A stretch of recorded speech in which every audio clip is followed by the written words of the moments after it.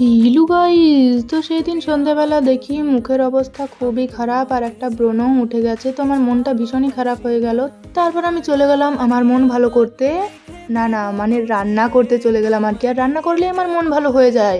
তো ফ্রিজ খুলেই দেখলাম পনির আছে বাড়িতে। তো পনিরটাকে আগে ভালোভাবে কেটে নিলাম। তারপর একটা কড়াইয়ে তেল গরম করে তাতে প্রথমে দিয়ে দিলাম হলুদ, তারপর কাজুগুলো দিলাম আর তারপর দিলাম আগে থেকে কেটে রাখা টমেটোগুলো। তারপর এগুলো ভালোভাবে ভেজে নিলাম। তারপর এইগুলো আমি দিয়ে দিলাম একটা মিক্সার গ্রাইন্ডারে ভালো করে পেস্ট করার জন্য। আর এই দেখো এখানে কিন্তু আমাদের পেস্টও রেডি হয়ে গিয়েছে।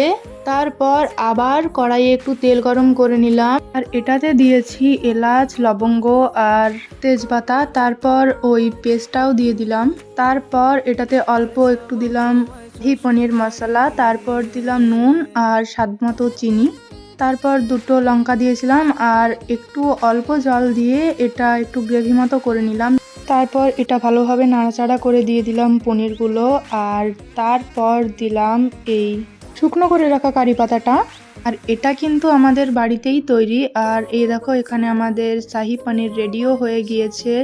এটা খেতে বেশ টেস্টি হয়েছিল। কিন্তু তোমরা কে কে বাড়িতে ট্রাই করলে জানিও।